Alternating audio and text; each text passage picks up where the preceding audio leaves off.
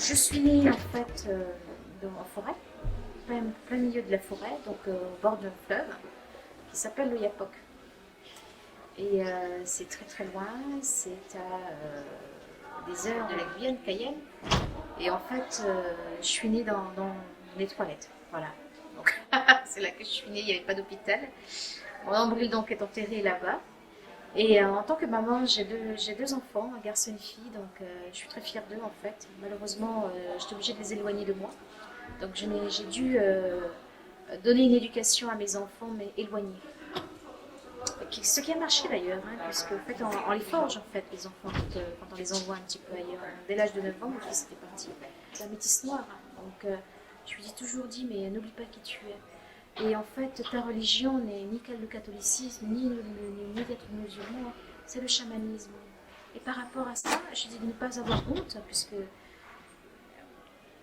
moi, m'a toujours donné cette culture que j'étais catholique, française. Alors moi, je dis non, on me l'a imposé, être française. Bon, c'est pas la religion, le catholicisme. C'est une arme pour pouvoir intégrer la société. Cette dualité entre le monde moderne chez nous, le monde traditionnel, ça peut très bien être compatible. J'ai fait des études toujours en alternance, des cours du soir, pour avoir obtenu deux masters. Un master en commerce, c'est-à-dire de l'ESSEC, et puis un autre master, un master 2 en ressources humaines.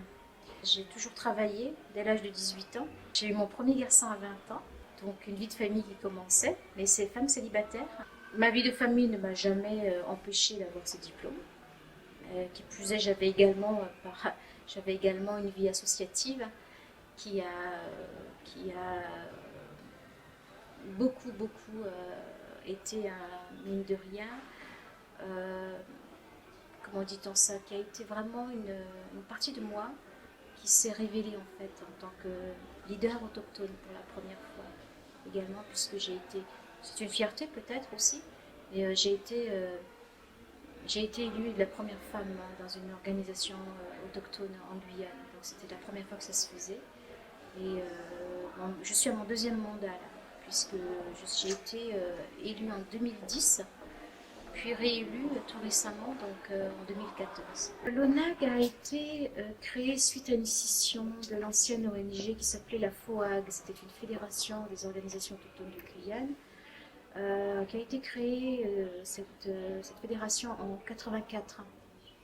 Et tout au début, comme d'habitude, une organisation fonctionne bien, donc vraiment les combats réels des peuples autochtones étaient là. Et c'est un combat noble, c'est un combat noble. Néanmoins, dans les années ensuite où il y a eu la passation du pouvoir, il y a eu un certain nombre de leaders qui ont été corrompus. Administrativement déjà, j'ai été bloquée par les anciens leaders qui tenaient au pouvoir. Ce sont des générations qui sont les générations de mon père, je dirais, et qui n'ont pas voulu décrocher du pouvoir. Donc ils ont voulu garder cela. Donc ils ont gardé avec eux les documents officiels, donc les pièces comptables, ils ont gardé avec eux tous les PV, les procès-verbaux. L'ONAG est né par rapport à cela, puisqu'on devait continuer le combat, et le combat, on devait être officialisé, bien entendu, donc à la déclaration de la préfecture, etc. Il fallait des documents essentiels. Donc c'est purement administratif, cette scission. C'est la première fois, en fait, qu'une ONG de la Guyane est invitée et conviée.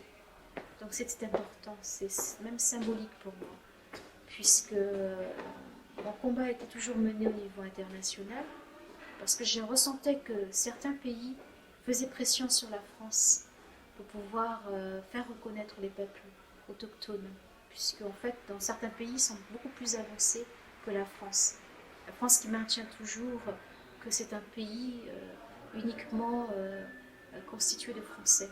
Alors que cette spécificité autochtone n'est pas prise en compte. Il faut à un moment donné le dire haut et fort, que nous existons. Et donc c'est important pour nous effectivement cette journée. Nous avons connu le colonialisme occidental, justement le 12 octobre 1492, une date qui est importante pour nous. Et après cela, une deuxième vague de colonisation qui ont été faites par les descendants d'esclaves ce qu'on appelle les Noirs marrons. Et en fait, ils ont pris le pouvoir, puisqu'on était déjà marginalisés. Cette culture, en fait, guyanaise a fait en sorte, justement, qu'on ne soit pas représenté dans aucune instance représentative au niveau de la Guyane. On a toujours été marginalisés, toujours mis à l'écart, peut-être parce qu'on était trop éloignés, en fait, des pouvoirs décisionnels. Et puis également, on n'a pas été suffisamment formés, puisque dans les communes isolées, nous n'avons très peu d'écoles. Donc la connaissance, ce qui détenait la connaissance, c'était les créoles. Donc cette population, en fait, qui est arrivée après les Occidentaux, ce que les colonies occidentaux avaient amené de l'Afrique, qui sont restés finalement, et ont pris le pouvoir. Le symbole chez nous, chez les chamanistes, c'est le maraca. Mais en tant que femme, je n'ai pas le droit de porter. Donc c'est un objet uniquement masculin, très masculin. Néanmoins, lorsqu'on sait faire des prières, lorsqu'on a des ancêtres qui sont avec nous, on fait des prières, oui, bien entendu. Donc je n'ai pas besoin, en fait, oui, j'ai besoin de me ressourcer, j'ai besoin de ma forêt, j'ai besoin de ma terre, j'ai besoin de sentir le sol. Oui, c'est un manque. Mais quand on se déplace, on a toujours un objet qui nous lie à la Guyane. Nos plantes, par exemple. Une plante est importante. Une plante, quand on parle à la plante, nous donne le pouvoir. Cette plante peut nous apporter des choses, peut nous apporter des vertus également. C'est grâce à cela aussi que quelque part on peut se lever, quelque part on ouvre, comme on dit chez nous, toutes les portes. Et ça, c'est important, en fait. Et quand on baigne dans le chamanisme, eh bien, on n'oublie pas qui on est. On n'oublie surtout pas, même si on est en talons aiguilles, même si on est en tailleur, même si on se maquille, mais on n'oublie pas qui l'on est. J'ai un père amérindien venant de l'Amazone, une mère téléwayou qui est du littoral, très belle femme d'ailleurs, et en fait, avoir ce côté occidental également, que je ne dis pas, je ne regrette pas, ça fait une multitude de cultures que j'ai en moi. C'est une richesse. C'est une richesse parce qu'en fait, on a l'esprit beaucoup plus ouvert. On n'est pas centré sur quelque chose de figé. On sait que tout évolue, mais garder sa racine, elle est beaucoup plus importante encore. Qu'est-ce qu'on veut transmettre, en fait? Qu'est-ce qu'on veut transmettre? On peut très bien transmettre de mauvaises choses comme de bonnes choses.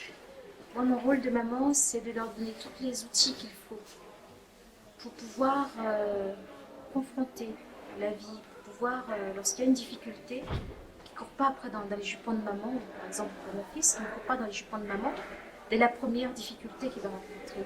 J'ai sacrifié ma famille pour mon combat, en tant que défenseur des droits de l'homme. J'ai beaucoup sacrifié. Je n'ai jamais eu de vie, je dirais, je n'ai jamais vécu en couple. Ah, donc tout ça, je dirais, a contribué peut-être à me forger également, mais aussi à les forger également aussi, puisqu'en fait, je ne suis pas avec leur père. C'est tout récemment simplement que je vis en couple, à mon âge en fait. J'ai 39 ans, c'est aujourd'hui que je vis ce que c'est une vie de couple. Donc toutes ces années-là, c'était pour mon combat, pour mon peuple.